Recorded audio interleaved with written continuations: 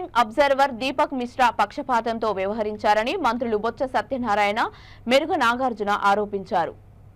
కూటమి ఇచ్చిన ఫిర్యాదులపై విచారణ లేకుండానే చర్యలు తీసుకున్నారని ఆవేదన వ్యక్తం చేశారు. కౌంటింగ్ లోగా దీపక్ మిశ్రాపై న్యాయ విచారణ చేయాలని, ఎన్నికల సంఘానికి ఆదేశాలు ఇవ్వాలని గవర్నర్ను కోరామని మీడియా సమావేశంలో కోరారు. ఆయన కాకుండా దేశంలోని ఏ అధికారిని అయినా పెట్టుకోవాలని అడిగామని, రాష్ట్రంలో రాజ్యాంగం అపహాస్యం అవుతోందని అన్నారు. కొందరు పోలీస్ ఉన్నతాధికారులు పచ్చ చొక్కాలు వేసుకుంటున్నారని, పక్షపాతంగా వ్యవహరించారని విమర్శించారు.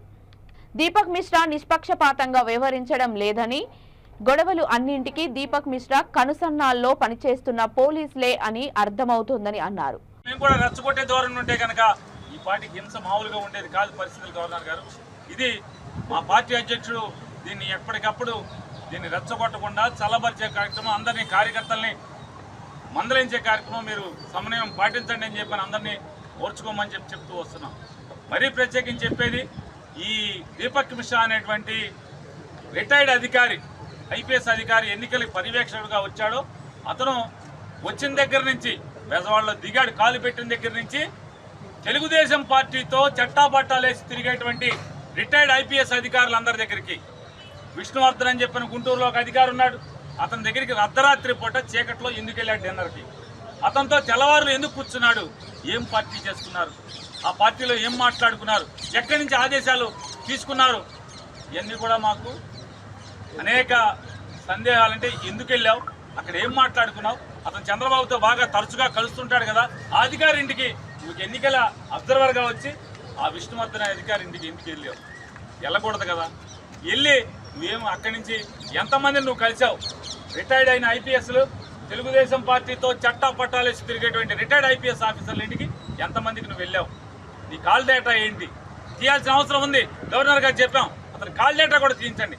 ఎంతమంది జిల్లా ఎస్పీలను బెదిరిస్తున్నాడు, థ్రెటన్ చేస్తున్నాడు, ఎంతమందిని తెలుగుదేశం పార్టీకి అనుకూలంగా మీరు పనిచేయమని చెప్తున్నాడు, తెలుగుదేశం పార్టీ పిటిషన్ వస్తే వెంటనే సస్పెండ్ చేస్తారు. ఎంత దుర్మార్గం అంటే గవర్నర్ గారు కూడా ఆశ్చర్యపోయారు. బొత్స సత్యనారాయణ గారు చెప్పారు. గవర్నర్ గారిని కలవటం జరిగింది.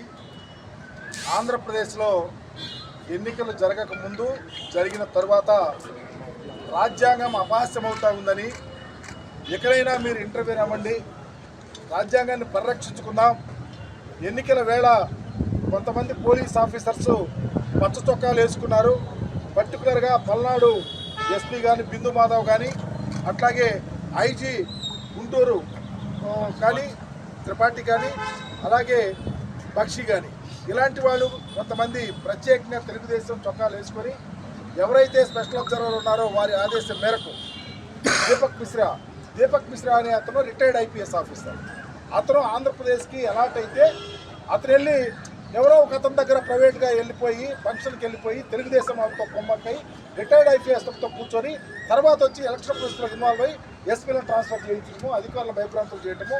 మేము వైఎస్ఆర్ కాంగ్రెస్ పార్టీ నాయకులు కానీ జిల్లాల్లో